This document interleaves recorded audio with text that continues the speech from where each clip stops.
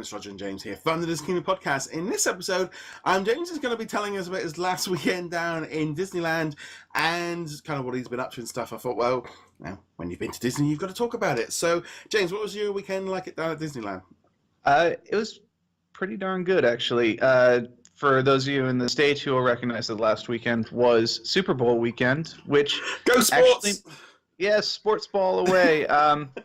Which actually meant that the parks were generally slower than they normally are, which still doesn't mean much. They're still pretty busy on the weekend, but I was there on Wednesday and Thursday as well.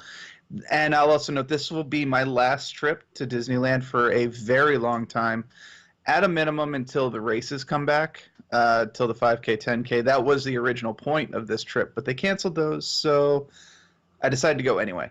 As it turned out, it was pretty good. It was the Lunar New Year festival was going on, which I had no idea. I might have read an article on DisKingdom.com and been like, oh, I'll be there, and then completely forgotten about it. But it's also the Year of the Dog. I can't... Oh, you got the t-shirt? You got the limited edition t-shirt? Well, I was born Year of the Dog, so it made sense. So, yeah, and of course, Year of the Dog is Pluto. So Pluto was everywhere in the parks. I mean, I saw so much Pluto. But they turned part of Paradise Pier into the Lunar New Year, so there were lanterns around. They had occasional shows. Mushu and Mulan led a processional. And then in front of the World of Color show that's down at Paradise Pier, they actually did a short lantern video where this sentient lantern went on a little trip to find rice and stuff. It was kind of odd, but it was pretty. It was very pretty. Also, worth noting, speaking of Paradise Pier, half of it is closed down because it's in the middle of renovations for it turning into Pixar Pier, which is well along. Obviously, I won't be there for it launching, but Screamin' will turn into the Incredicoaster coaster. Triton's Carousel is turning into... Well, someone said it's going to be Inside Out themed. However, the promo art has Jessie spinning a top, so I'm not sure which it's actually going to be. One or the other. And then, of course, the Fun Wheel is barely getting changed at all. Mickey's still on the side and all that. But it looks like it's going to be cool, actually. The theming looks really good from what I could see. Most of it's covered up, but there's that. And then, lastly, there's, of course, Galaxy's Edge over on the other side, which you can see kind of from certain rides. I would say the best view comes from Thunder Mountain, actually. When you're up on the top, you get a very quick view, unobstructed by pretty much anything, and that's pretty nifty. But and you're gonna be quick. most of it's hard to see.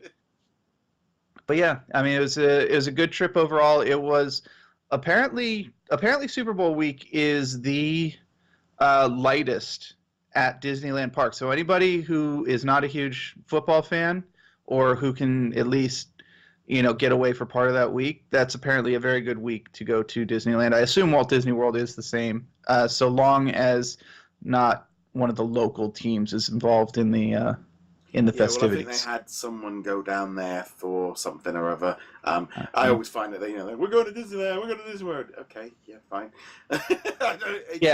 Someone always. It's not part. It's not part of our culture here. It's just something I see on social media and stuff.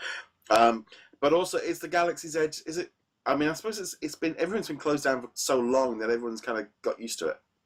Yeah, I mean, honestly, I don't think anything at Disneyland is actually closed down for Galaxy's Edge.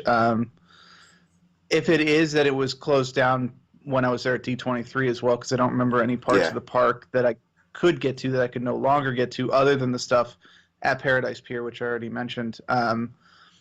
There was one or two other rides that were down just for refurbishment. I think, what's it called? Splash Mountain was down while I was there. And then It's a Small World was actually down for half the time, but that was because they were taking all of the holiday decorations off. I knew that going into it. Didn't actually do It's a Small World because, it's a small world. I don't need to. Yeah, we have a rule in our family. You always have to do it. That's the rule, and it's dreadful, and everybody hates it. But everyone on the party has to go on It's a Small World, even when you're taking your drunk friends and they got hangovers, they didn't like it. That's I would consider that an object lesson Yes. personally. But yeah, I decided for this trip, since I knew I'm not going to Disneyland again for a very long time, several years at least, that I was going to focus only on, or mostly on, rides that are only at Disneyland. Like I rode Mr. Toad's Wild Ride for the first time ever. I didn't even realize it was still at Disneyland. It's been closed at Disney World for so long that I didn't even know it still existed. And then there was the Gadget Coaster. I had no idea the Rescue Rangers had a little, it's like in the kids area, but it's a little mini coaster. I had no idea it existed. So I went and rode that. And Roger Rabbit has that ride is weird. But see, it must be about 13, 14 years since I was last at Disneyland. It's just so far and so expensive for us to get out there. You know, I've been there a few times, but that was that whole Toy Town area. It's weird because, especially when you've been to lots of different parks around the world, they all start intermashing in your mind, in your memory, because some of them are so close together. They like start like blending in your my mind of like, you know, where's what and where's this and stuff, and you know, you think, well, it's just over there, and it's like your brain can't quite distinguish between Paris, Disneyland, Tokyo, and Florida of where some things are. Some things are easy. You know, Epcot is Epcot, but mainland Disney, like Magic Kingdom, gets a very, very mixed. It's blended up in my head. You know what's interesting is Frontierland, which is at both the Magic Kingdom and Disneyland, but the layouts are just different enough that every time I'm there, I'm like, wait, I thought it was, I thought that ride was over there. No, that ride's over there. It's right by the Muppet Show. Oh, wait, but we're in Disneyland. There's no Muppet Show. And I was like, it took at least 2 days, excuse me, for me to kind of get my bearings. But once I did, it worked out pretty well. I do actually appreciate having the Pirates of the Caribbean right next to the Haunted Mansion, because those are two of my favorite rides, and they're the nice casual, I've got like 20 minutes. Yeah, let's just go pop on that one real fast. So, and I will say this, the Pirates of the Caribbean is so much better at Disneyland, and Haunted Mansion is so much better at Disney World, with the exception of the Hatbox Ghost, who is not at the Magic Kingdom for some reason. Yeah, see, I'm just trying to think of the last time I was at Disneyland, we just got the Nightmare Before Christmas overlay, so it was. I'm glad that I've seen that, because it completely changed it. But there is that whole thing, isn't it, of it just being so different. And like you're saying about going back, you know, we know D23 Expo this year and all the rest of it. And in some ways, you know, for me, D23 is awful because of July being peak season for work, and also just trying to do the parks at those 2-3 days it's just insane. And this is where regulars are fine, because I mean, we were talking like on our next trip, you know, once you go to Disneyland a few times, we were talking, you know, it was our party, and we've all been there before, so there's that. It takes away the pressure, and like if you don't do everything, it doesn't matter because you've done it before, you'll do it next time. And that's probably the same thing for you this weekend. Like, you didn't have to worry about that. Yeah, there were things that I knew were at Disney World, so I didn't have to focus on them at all.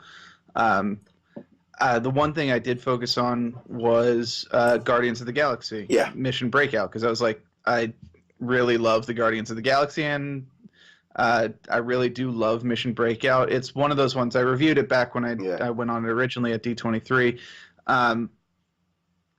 It's got those cool little video sequences, and I love seeing the video sequences, but they break up the flow of the ride so much. So I'm looking forward to going back to Tower of Terror, or, you know, maybe not. Maybe I'll just focus on other stuff while I'm at Hollywood Studio too. I'd say Tower of Terror is just it's on the list of like, I did it. I've done it a few times, but I don't. Well, the random factor in that ride, in both versions of the ride, makes it so hit and miss. When you get a good version of it, it's fantastic. For the rest of the time, you're just kind of like, you went up, you went down, you went up, you went down. It's okay. Yeah, I think my problem is because I took my glasses off, because I'm just petrified of losing glasses while there. So, you know, you're clinging onto them. And then I lose that whole, I can't see anything. So it all gets very blurry and dark. and all I am is just sat there, just waiting, and I'm just, it's like that feeling before the feeling before the drop for me is worse, and it's like, yeah, I remember getting off it going, I don't think I'm actually enjoying this anymore, so I didn't go last, yeah. There's nothing to see on the Tower of Terror, though. Yeah, well, I mean, okay, it's the same thing. Things for like Aerosmith is so the roller coaster there over at Paris. Yeah, Disneyland. You know, when I take my glasses off, it's so disorientating, because it's just flashy lights, and you know, it is sometimes that aspect of rides makes everything it makes it worse. That's fair. I mean, yeah, it's not something I really have to deal with, though. Yeah. I do have sunglasses at Disney, but if I take them off, then it's no big deal. I can see just fine.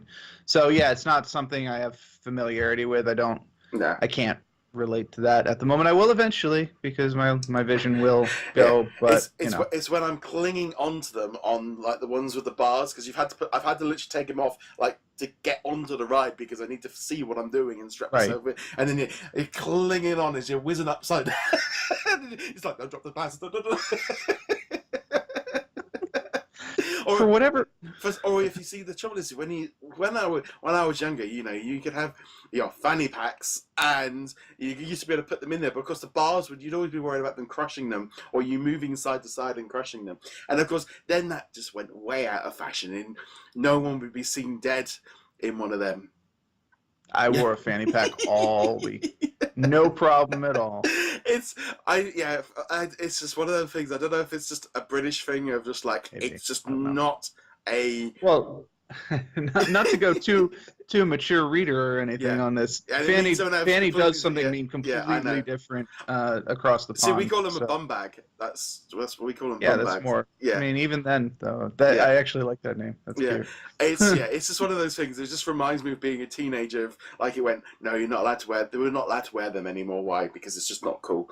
But yeah, so it does sound like you had a good trip overall, and kind of just a nice relaxing thing. So if you've been to Disneyland lately, let us know what your favourite ride is in the comments below. As per usual, go check us out over at DisKingdom.com. You can subscribe, like, follow on whichever platform you're watching or listening to us on. Find us on social media. You can also find us on Patreon as well. Every little dollar helps there. James, where can they find you? Find me heroiclegacy.com. And on that, guys, thank you very much for joining us. We'll be back soon. Later.